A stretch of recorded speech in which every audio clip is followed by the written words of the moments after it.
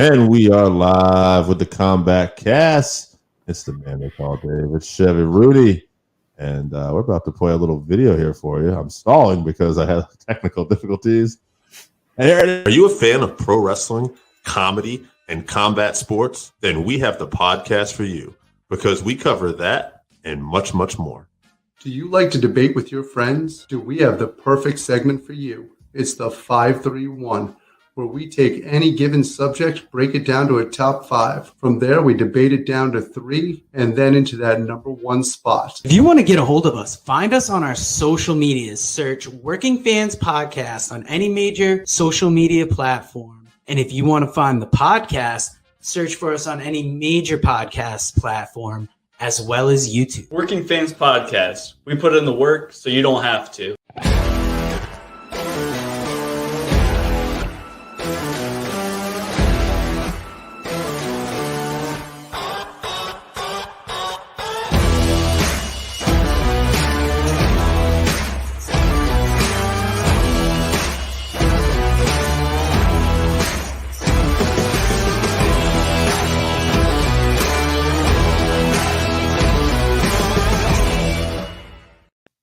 All right, guys. Thanks for tuning in. Welcome back. Chevarooney. Before we get started, I want you to tell everybody what we got coming up. All right, April 2nd, we're going to be doing, going back to our signature segment, the 531, Greatest MMA Personalities of All Time. April 9th, we're going to be previewing UFC 273. That's Volkanovski versus the Korean Zombie. April 16th is going to be a preview of UFC Fight Night, Loch versus Muhammad 2.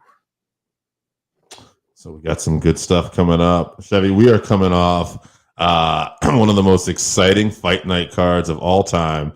It was funny we had Sean on here last week with his debut, and we talked about how excited we were for this fight night card. Over-delivered, I thought. Absolutely, absolutely. One of the best of all time, for sure. I decided I took a little notes on some of the stuff that I want to talk about today, and I thought rather than just the main card, let's talk about everybody who actually got finishes, because that was the big thing. Like every first time, 9 bonuses, so everybody got a finish on this card, and in no particular order, the heavyweight contest that was on the undercard, Sergio Pavlovich. He KO'd Samu Akabanaba. I totally fucked that up. Shamil? Yeah, Shamil. Shamil, yeah. Sergey, though. Pavlik. Yeah, he is a giant Russian dude. Yes, 15-1. He his only loss in the UFC was to Overeem. It was his UFC debut, too. I wonder if he had the jitters and he got caught because, this guy's got 12 first-round knockouts, too. I mean, Overeem is a tough UFC debut for sure. Yeah. I mean, arguably the greatest heavyweight striker of all time. You know, that's tough. So Shamil and Sergey, they used to be training partners, too. Oh. So they were talking about it on the broadcast that they would know what each other wanted to do, but it looked like they just went in there and went to war immediately, and that didn't work out for Shamil. So no, but they were cool about it afterwards. I saw they were very both great. That makes sense now. I'm thinking next fight for Sergey could be Tybura. I noticed they're right next to each other in the rankings. I think Ty might be 11 or 10, and Sergey's right behind him. I think give this guy a couple fights still here. Let's keep working him up and give him some seasoning. But, man, I think that this guy, he could be somebody we're talking about down the road. Yeah, he just needs to be a little bit more active. I think he's only had 2 fights in the last few years. So if he can be a little bit more active, he could make a run. I agree. Now, the first fight on the card, I don't know if you got to see this one. I went back and watched it. Muhammad Mokovov. The guy is only, after this win, 7-0. He's already in the UFC. 7-0-1 UFC debut. And I mean, how do you get much better than that? I mean, yeah, he was being talked up before the fights by one of my favorite PFL fighters, Loch Nain. We've talked about him a few times, but he's another British guy, and he was saying that he was going to go in and smash his opponent. He did quite well. He did. Yeah, he looked great. He caught an early guillotine. It was really early. It was like a mad scramble. He went right into it, but he got it. He got the W. And, no UFC jitters, right, in front of big fans. So if he was going to have an issue with that, he doesn't have to worry about it anymore. So right. You got that win out of your way. Now you're 7-0. And, he's a flyweight.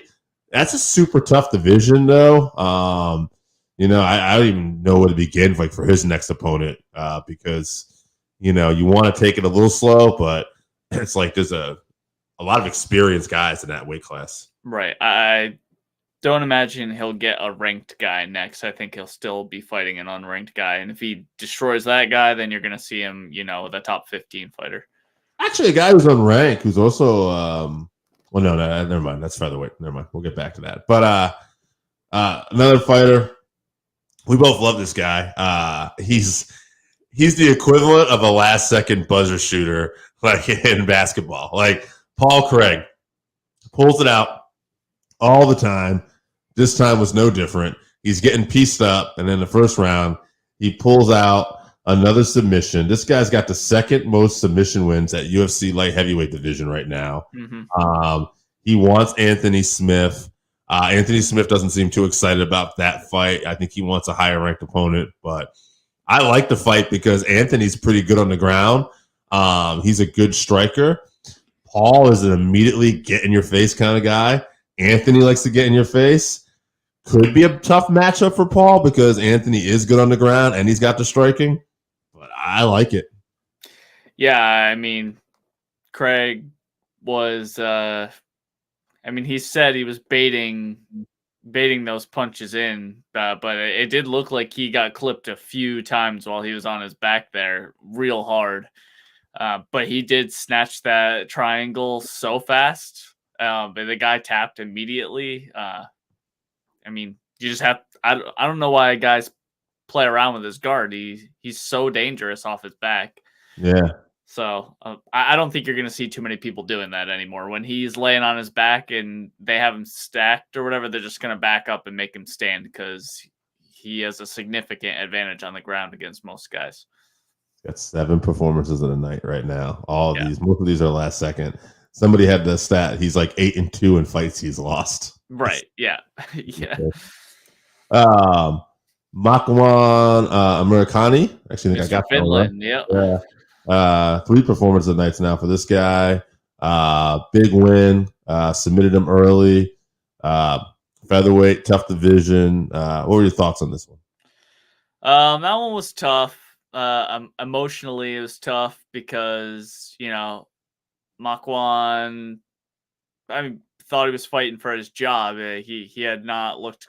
I think he lost 2 or 3 in a row. He hasn't looked, like the. Yeah, he hasn't looked like the flying knee first seconds of the fight knockout Americani that we're used to lately. So you could tell he entered the cage with a laser focus. And then obviously Mike Grundy had a real sad story. His dad was just diagnosed with a terminal lung illness. So he's fighting in front of a huge hometown crowd. He had that, and then he just got caught in that anaconda choke really early. And he's a skilled wrestler too, so it probably hurts a little bit more to be submitted like that. Tough break for him. Hopefully he doesn't get cut after that. There's a lot of emotions, but good win for Americani. Hopefully he gets back on track. He is an exciting fighter, so. See a smile on my face. Randy Oscar in the comments. If you could fight anyone in UFC, who would it be and why? I'm not fighting anybody in the UFC. What am I getting paid? Like, right. and whoever's going to make me the most money and knock me out the fastest so I don't have to take a real beating. Francis Ngannou. He might kill you. No, he'll kill me. Yeah. No. Yeah. You also had this one too. What are your favorite submissions in UFC and Bellator? Not going to be able to answer that just yet. I will just say the first thing that comes to mind. I don't know about you, but Mousetrap. Yeah, exactly. Yeah. That's got to be that German suplex into the armbar combination. I hate John Jones and I love Lyoto Machida, but that time he choked him out and then dropped his body, that was pretty dope too. It hurt me to just say that, but and you got Paul Craig who's pulling out last second submissions too all the time. Right. Yeah. Continue with this card. Now we'll get to the main card. Tapora. What a showing, man. He was getting pieced the fuck up right here. He was like a huge favorite. And Jai Hebert was like, I don't care. I'm going to light this guy up. And he was. And then Tapora comes back with a vicious knockout. Like, it was brutal. Yes, scary. The way he crumbled and hit the mat, it looked like he died. Yeah. You know, his eyes were like kind of, yeah. That was the first one of the night. That looked like they died. He got up and walked out on his own, though, so that was good. But he hit the ground. His eyes were rolled back in his head. Good job for Ilya for fighting through some adversity. Had a good call out of Paddy Pimlet afterwards. But he was definitely getting pieced up in that fight. Yeah. Oh, yeah, he was. It'd be an interesting fight. We'll talk about that as we go on. But let's see. Molly Mccann. Let's talk about that. That was the next fight. So she's got a fight tonight now, performance of the night. This was an interesting fight too because she started off like on fire, and I thought she was gonna like totally gas out because she just went off for it, and then she did it again.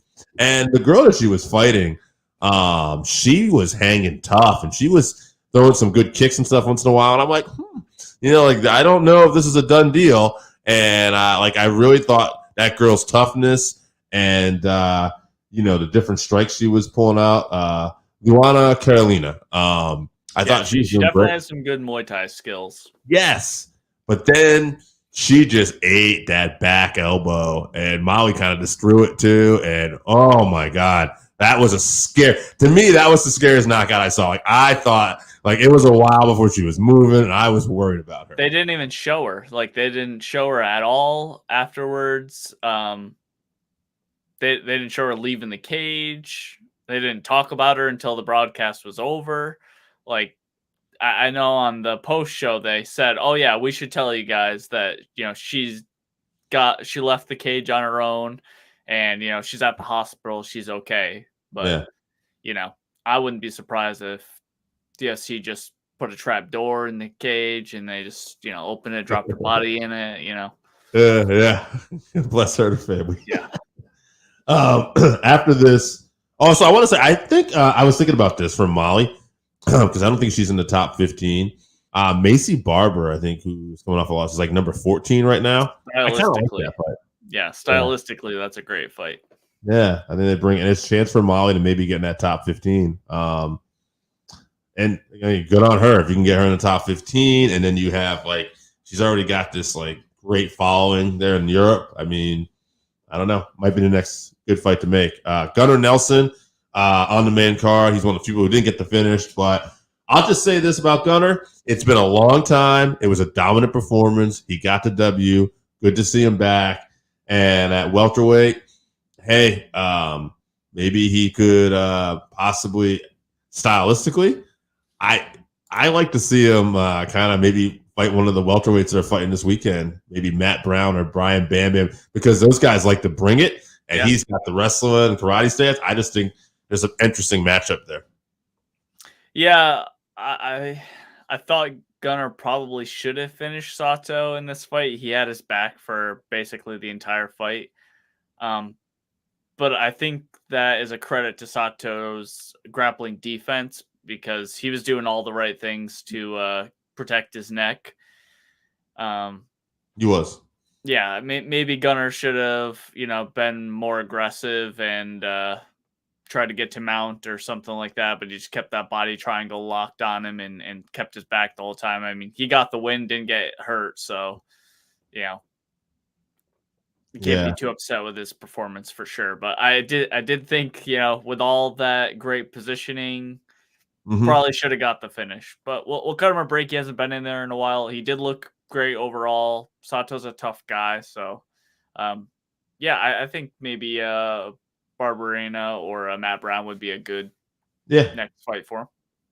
And then star of the show, Paddy Pimlet. Never heard of him. This guy, man, I don't know still like what to expect out of his UFC run, because he got caught a couple times in his first fight, but not to this level, but like you could tell, like he got a couple shots, but he was exciting. He won. And then here he got floored almost immediately. Vargas was like seriously focused and determined to not let any of this stuff get him. I thought immediately Sean had called it. I'm like, but it wasn't like because Vargas just went right up to him and then, clocked him. But Paddy, so much better on the ground, like you had talked about. Like once he was able to turn it around and get his wrestling in, it was a different level. And he was so much better. He hooked that submission in, basically no issues at all. I think I can see why you do the Tapura fight next, because it's that built-in story. But since they're both such good prospects, I can see why maybe you don't want to kill that yet. Maybe give both these guys another fights, and maybe they keep winning, and maybe we lead to that somewhere. Right. I don't think we're going to see that fight. The UFC doesn't want that fight. First of all, the walkout, Paddy's walkout was amazing. I loved, how much the crowd was into it. He's into the crowd and everything. He's dancing around, but I love the fact that as soon as he gets in the cage, immediately, as soon as he locks eyes on Vargas, it was all business, laser focused. And he was ready to fight. He did get clipped. Like you said, that's 2 times in 2 fights, which is, a little bit worrying. But, grappling is really his strong suit. I don't think Vargas really put his best foot forward when it came to the grappling. I thought he made a lot of mistakes that are beneath his level for sure. Made it a little bit easier on Paddy. But Paddy did what he needed to do. He locked in the submission, got it, and the crowd went nuts for that. I'm not sure what the next fight for Paddy is. No, I don't think it's going to be another fight where they're going to build him. I think we're going to see very much the Sean O'Malley route that the UFC is taking. I think they learned not to push their stars too fast, and then you waste all your investment in them. So I think he's going to get proper matchups, and I don't think Tapura is a good matchup for him because he's just going to try to get on top of him and control him on the ground. And that's not good for either guy. Hands too. Yeah, exactly. So Paddy looked good. I'm excited to see his next fight for sure. He's great on the mic. He's always great on the mic. So we'll see what's next for him. I do hope this ends up being a rivalry, though, that it continues, and then at some point when they're further down the line, further down the line, and both have invested and become kind of stars. Then, because I'd love to see it. I mean, Tapura's got potential star too. 12-0's got a hell of a chin. Can go in there, knock people out, good on the ground. And Pimlet, we obviously has star quality. So I think do it down the road. I'll answer this question here. We got. What do you think about Paige Van Zandt doing both AEW and MMA? I think Paige's best bet at this point in her career is to probably do something like pro wrestling.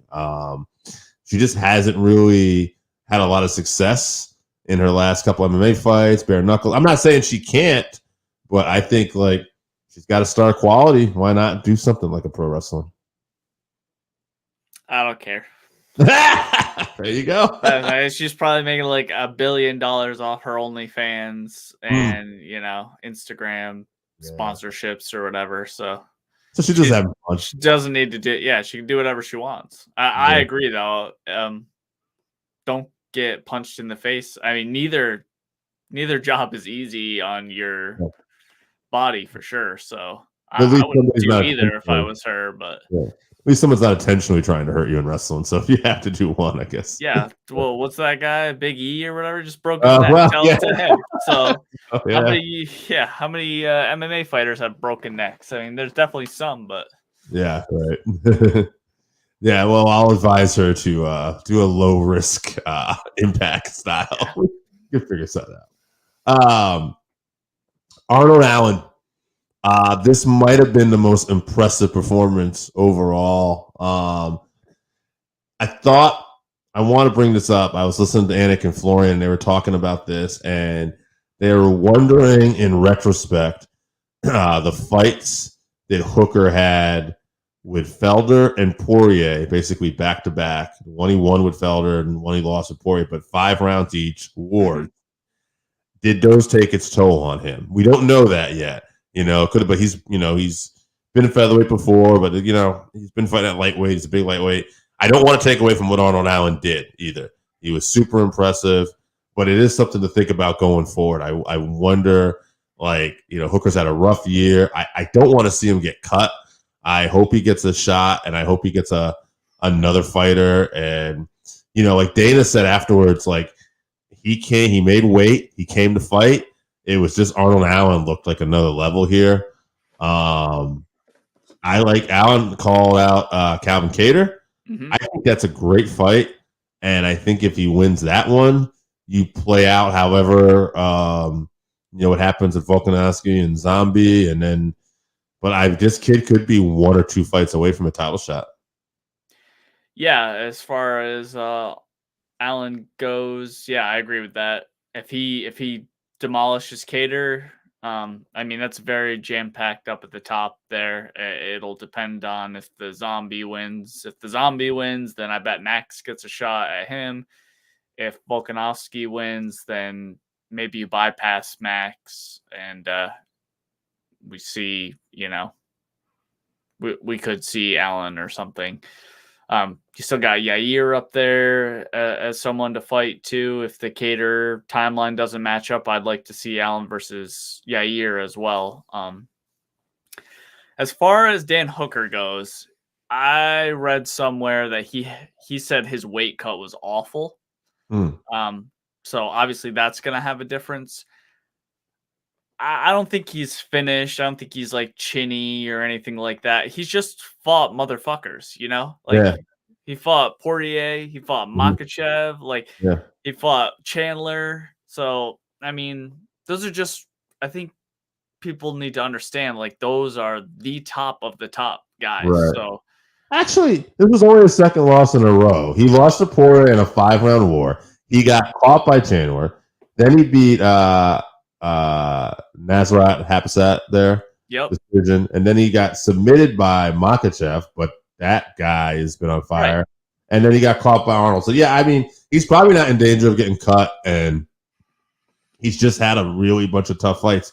I guess maybe for him, maybe you do want to stick it out at lightweight, though. Maybe if that featherweight cut is that, or you want to at least find, maybe see what was the issue at featherweight. Right.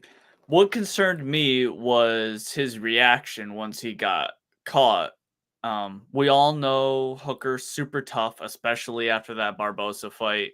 He took a beating like I've never seen anyone take a beating in the octagon before. We know how tough he is, but he has been working on his wrestling. He showed that against Nasrat.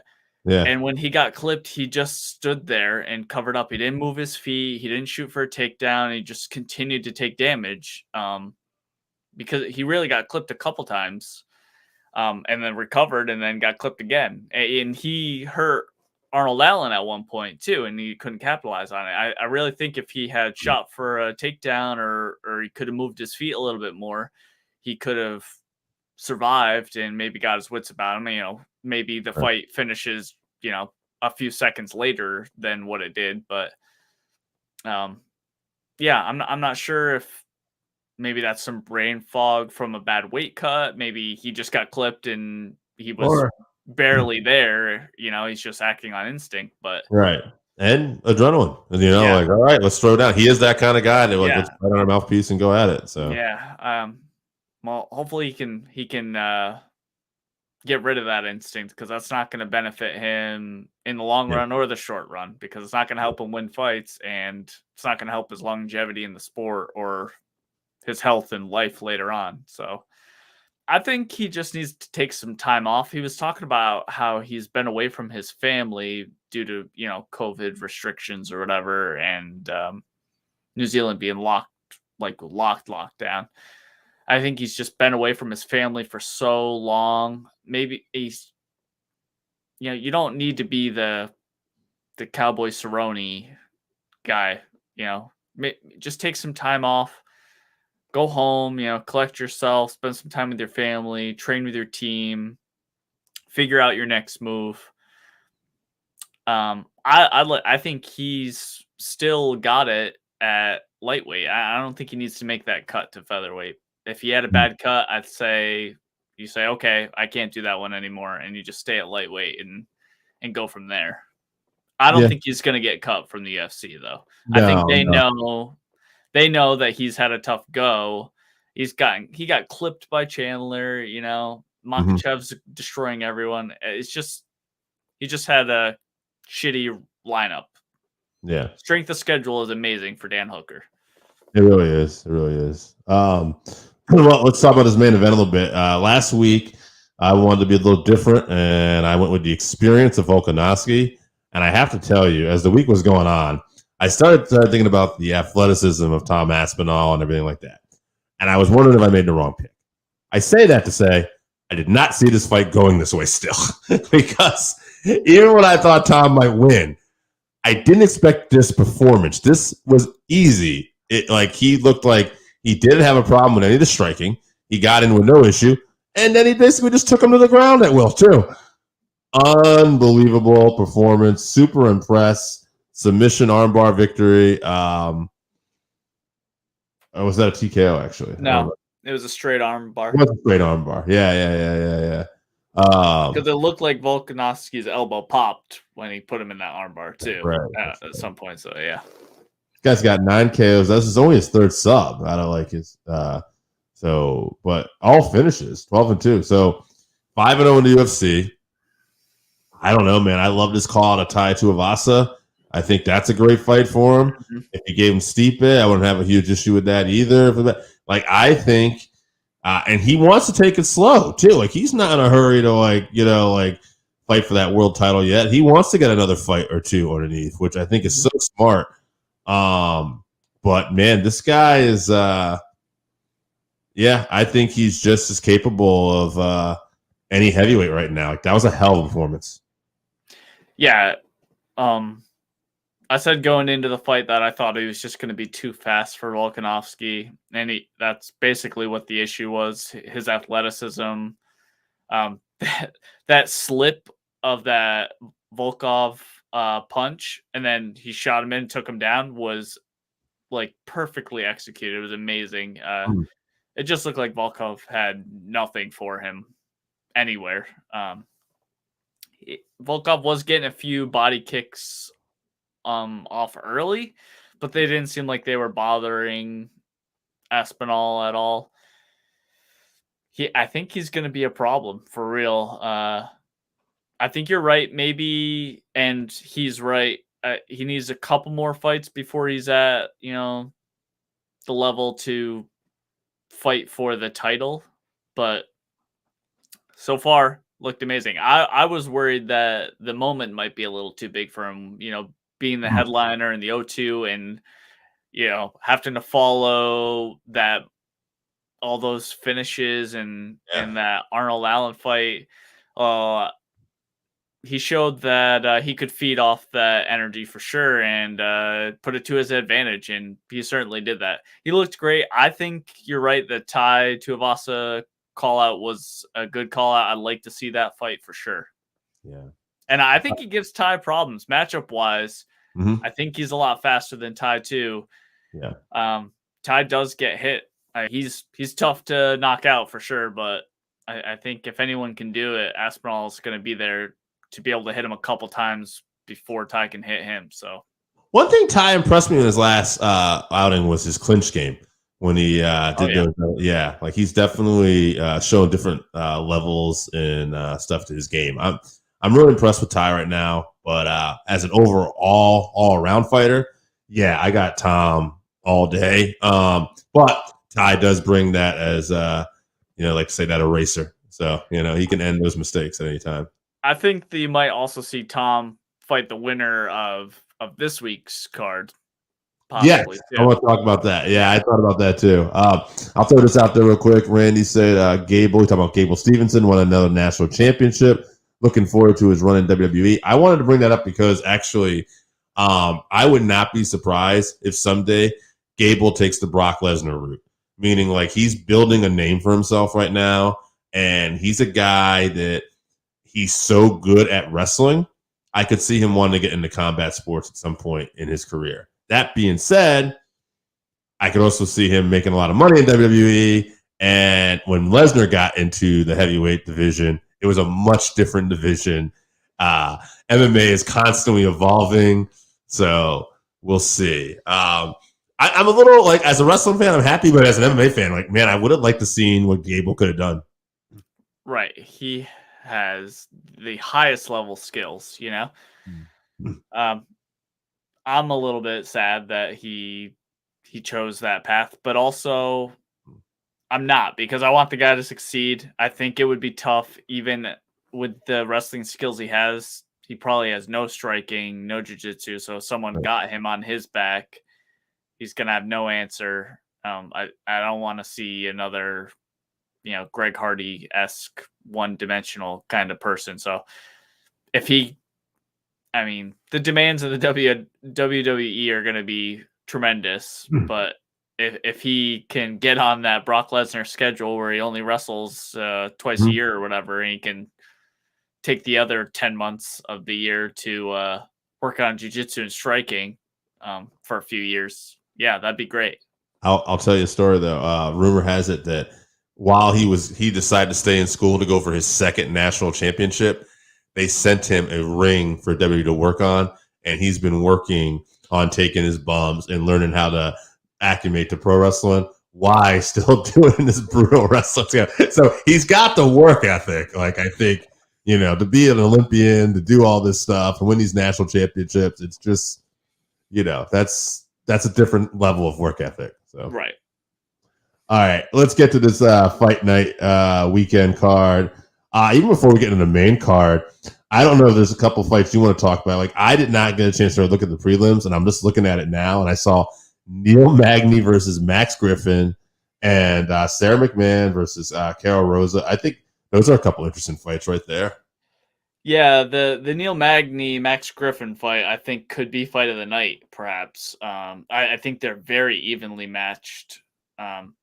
They're both super well-rounded guys too, and both have good gas tanks. So I think that has a possibility of being very back and forth, full 3 rounds war. I'm looking at Magny's won like 4 out of his last 5, and Griffin's won like 3 in a row. So Magny called out Chimaev.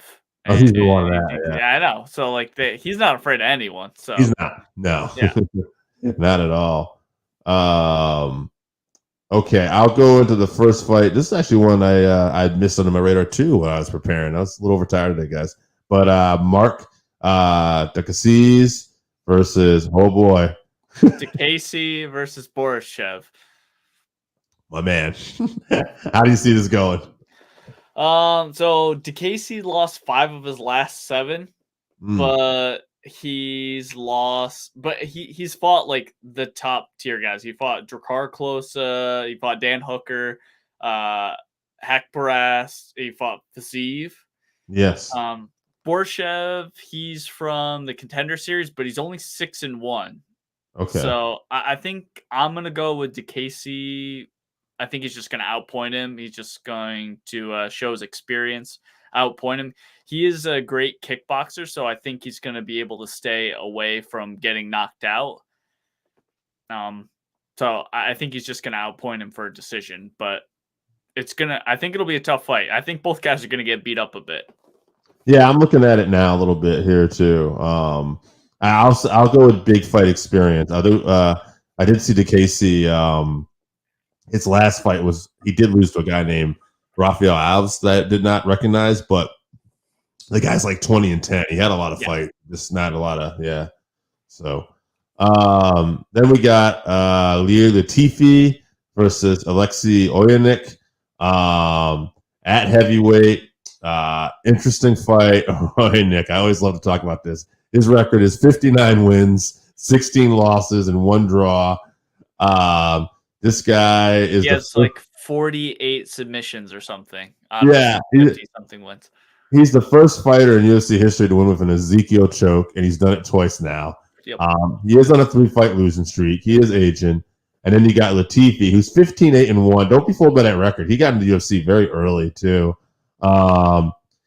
He's had a performance of the night once. But I was looking at this. He's tied with Anthony Johnson and Olsmir for most light heavyweight stoppage victories in less than a minute. He's a powerful guy. He's built like a bowling ball. Yeah. He's like 5'8" in the heavyweight division, So yeah. I think this is a good fight for Latifi. I like Latifi in this just because Oleinik's getting older and he's not very fast. And Latifi has that power and he's not going to be outmatched size-wise that much. Oleinik has a chance if this goes to the ground, but I like Latifi because he's a good grappler too, and he's never been submitted. Latifi's never been submitted, so yeah, I'll go with Latifi then. I'll even go first round stoppage because I think Oleinik he's had 3 losses in a row right now too, and I just feel like this might be his time. We'll see. Yeah, I think he's going to play it safe in the first round, and he'll get a second round knockout. Okay. Going with Latifi also. Only because he's never been submitted. So hopefully both guys grappling cancels each other out and we get a striking match for heavyweight. Yeah. Well, you had mentioned earlier about Griffin and Magny possibly fighting tonight at welterweight. Another welterweight fight that could be fighting tonight. Matt Brown and Brian Bam Bam Barberena. Barberena is 16-8. 10 knockouts, 4 subs, only 2 decisions. Fighting tonight like 3 times. So this guy, he likes to bang. Then we got Matt Brown. Don't let this record fool you too. Ton of experience. 23-18. Fighting tonight 3 times. Performance of the night 3 times. Knockout of the night once because he's an older fighter. He's been around. Most knockout wins in UFC welterweight division. Tied with Belfort for second most knockouts in UFC history. Most finishes in UFC welterweight division history, and most fights in the UFC welterweight division. He's coming off a KO win over Diego Lima. Brown is a guy who's getting up there, but he's a fight, like he'll say, he's a fight nerd. He loves this stuff. He's constantly working on things. I'm going to go with youth here, but I would not be shocked if Brown pulls it off. And I'm rooting for Brown, by the way. I'm biased. I love this guy. But Barberena, I like him too, and he is the younger fighter. I think it's going to be a war. I think they're going to go swinging. So I got Barberena. I'm going to go with a round 2 TKO. I think both fighters will be in trouble at different times, though. Yeah. For my notes, I just wrote war as well. So, yeah, I'm having a hard time making a pick because I really think this is just going to be back and forth, and whoever's lights go out first is going to be the one that loses. Both guys are going to be bloodied by the end of the fight, I'm sure. I am a big fan of both guys. I do like both guys, but as Matt Brown gets older, I'd like to see him get a win and then retire. I don't think he thinks he's ready to retire, but I don't want to see the decline of Matt Brown. So hopefully he gets a win and then he decides to just hang him up. I'm with you. I got in my head, I'm picking Barberena, but I like Brown. I think we skipped the fight though. Let's see. Skip Askarov and Kai Friends. Okay. I have that next. America's most trusted news source, Wikipedia, has that coming up after that. Okay. So Kai France and Askar Askanov, flyweight France, 23, 9-1, fight of the night twice, performance of the night twice. He's coming off a TKO win over Cody No Love Garbrandt. That was Cody coming down to flyweight, but nonetheless, a big name win under Kai's belt. Kai was in the Ultimate Fighter tournament where they had all the champions. So he's been a regional champion before. And then we got Askar Askanov. This guy is 14-0-1 with that one draw being a split draw with Brandon Moreno. And his last 3 wins have been over Benavidez, Alexander Patejo, and Tim Elliott. So this guy's resume already is looking tremendous. I think he's got to be the favorite. Yeah. I don't know what the UFC is doing to Kai Kara France. They're like, hey, great knockout. You could, you look like you have some potential. Here's this guy that's probably going to destroy you now. I think it's a tough fight for Kai. Although I do think he has legitimate skills. I think matchup-wise, this is just a tough fight for him. Askarov is a motherfucker that people don't really know about. I think people are sleeping on him. I think he's going to get it done, but Kai Kara France is tough. So I'm going to say probably by decision. I'm going to say that the winner of this too is probably, if they do Moreno and Figueroa again, the winner of this could meet the winner of that. Like, this could have title implications. So that could be why Kai is getting this fight right now, because with Askarov only having that draw to Moreno and being undefeated and beating everybody else he's beating up, like, this guy definitely sees like he could be a title contender. Yeah, that could be. Then we got Joanne Calderwood, or is it just Joanne Wood now? Actually, she married her coach. She went from Calderwood to just Wood. Wood, yeah, I see that. All right, so Joanne Wood, 15-7. Kickboxing 19-2, by the way. I was looking at that up. She's a great kickboxer. She is on a 2-fight losing streak, 3 out of her last 4 against Alexa Grasso, who's 13-3, 2-fight win streak, and one of her losses was to Carl Esparza, who's fighting for the and Tatiana Suarez, right? So she's only lost to like the top of the top, right? And that loss to Esparza was a fight of the night loss too, so competitive. So I kind of like Grasso here. Yeah, me too. I'm a huge fan of JoJo Calderwood. I think she's like 35 or 36 now. She does seem like she's slowed down a little bit. I think the progression of the division is just passed her by a little bit at this point. Alexa Grasso is the future. She's looked phenomenal. I think she's going to finish JoJo, as much as it pains me to say. I think she's going to finish her. She's going to be too fast for her. I'm going to say second round TKO. Okay. I like it. Yeah, and then I wouldn't be surprised if she fights one more fight after this and then gets a title shot after that, maybe. Yeah, I mean, either way. And then she gets beat up by Shevchenko. Yeah, you can't. There's no touching her. Then we got main event, Chris Dukakis, 12-4, 11 knockouts. Performance of the night 3 times. Curtis Blades, 15-3-1. Curtis Blades, arguably the best wrestler in the heavyweight division. I would say that inarguable. I would say he's definitely the best wrestler in the division. It's interesting. They both have a loss to Derek Lewis. In the sense that both these guys can get caught. All right, but it's heavyweight. But and Derek Lewis, like, he's Derek Lewis, so yeah. I think also Blades was beating Derek Lewis's ass before he got caught with that uppercut. So yeah, I mean, classic Derek Lewis fashion. No, that's what he does. Blades had that he was beating Nagano the first time they met too, and then got caught. That was a doctor stoppage, right? He just had a bad cut. Right. If you look at he got clipped early and got knocked out, but the first one was a doctor stoppage. If you look at losses, Blades has only been caught. Like he only loses to super heavy-handed fighters. Right. He's and he has stoppage victories too over Oynik, over Reem. He had brutal elbows. Yeah. His ground and pound is tremendous, and his wrestling's so good. He gets on top of you and postures up. You're in big trouble. He did TKO Junior Dos Santos once too. Like, and he actually brought it to him. Yeah, I think he's got better hands than he gives himself credit for sometimes. Like, if you look at that Dos Santos fight, like, he looks like he was just getting ready to run, but he let his hands fly and it caught, but I mean, he is so good at wrestling.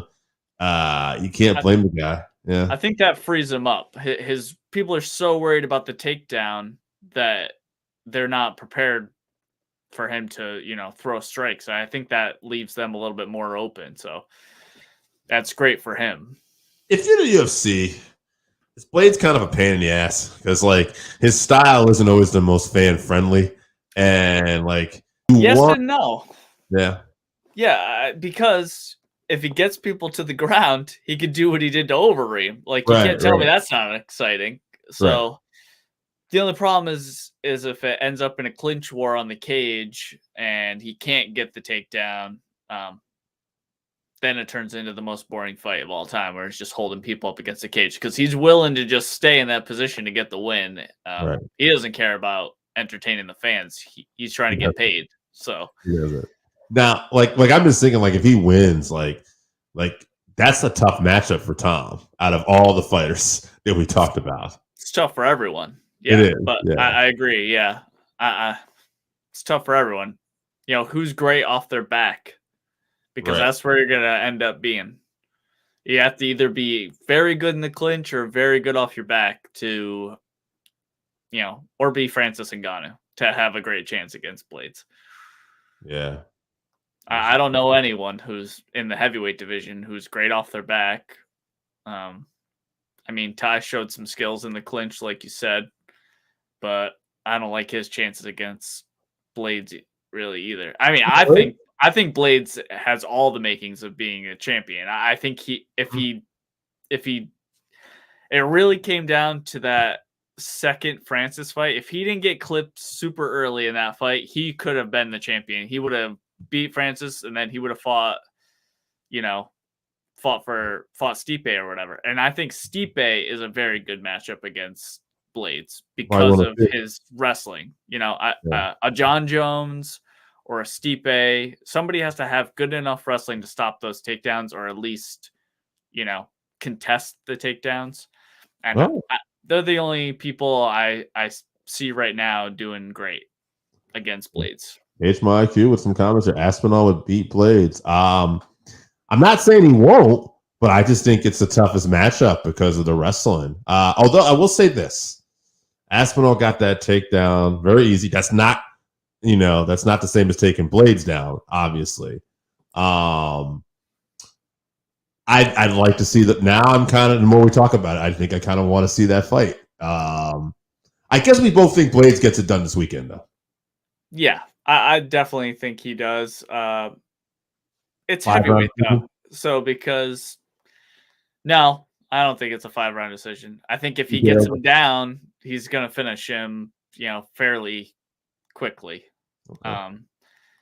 But if you can't get him down, he goes for a couple takedowns and Dawkins stops him. By that third takedown, he's going to get caught with something because Dawkins hits very hard as well. So yeah, as long that's, I think Dawkins' best shot is just clipping him. But he says his combos would keep Blades honest, and he has a grappling background. We're talking about Aspinall. Yeah, absolutely. Blades needs to watch out for Dawkins' jiu-jitsu on the ground. Yeah, maybe. I don't think it's going to matter. The Aspinall stuff has me interested because there's grabbing background. Dawkins, hey, we'll see how the jiu-jitsu game goes. I think Blades is so good that on the ground that won't be a factor when they get there. I'm trying to think. Have you had any other heavyweights with good jiu-jitsu though? Verdum, yeah. Frank Mir. None of those guys ever fought Blades though. No, not that. I mean, I tend to think that the wrestler's gonna overcome the jiu-jitsu guy, but there's a shirt I think Habib used to wear. that's a Sambo thing, though. Yeah, like Sambo, like yeah. If Sambo was easy, it'd be called jiu-jitsu. Yeah, I mean, I love jiu-jitsu, but yeah, I just think you just have more control over your opponent with wrestling. If he gets on top, it's going to be trouble for Dawkins. Blades is kind of coming to with his shoots for takedowns. That's my only worry. That is true. He does not hide his shots very well, so that's why he's been clipped by Derek and Francis because they can time him coming in. They catch him. I think Aspinall would be a tougher matchup because of his footwork and hand speed. Dawkins is, very powerful, but he's not quite as quick. Yeah. What was the Volkanovski though? Who Blades had just beaten too? Volkov. Yeah, sorry. Volkov. I mean, he's a good striker, but clearly, like, he didn't time those out. Yeah. Let's see. Well, all right. Okay, so this one, are you going Blades, TKO? You got a round? I'm gonna say round 2. I think they're gonna feel each other out in the first round. That's kind of the heavyweight thing. They either go to war immediately or the first round they just take off. Okay. I got round 3. I think Blades gets it done. And maybe we do get that Aspinall match. I like Dawkins, so I'm fine if he wins for sure. Got Blades by decision. If Dawkins wins, 4 takedowns is called it. I like that. If Dawkins wins, I say he's definitely going to get a matchup with an Aspinall or somebody like that because he's almost stylistically, he's a real good fight. And if you want to keep him at, Tom as a star and give him some more seasoning, like you want a guy like Dawkins to win. But we'll see what happens. Either way, I think most of this card is an exciting card this weekend. I think we're lucky to get another card like this. We haven't had like this level fight nights, I think, but back to back, this fight night has a lot of promise too. It'll be tough to follow up that London card, but it is a good fight night card, yes. Yeah, definitely. And Cage might be one final comment. Aspinall told Dana he wants to fight two of us in England in fall. I did hear the Ty Vaso. We were talking about that in England.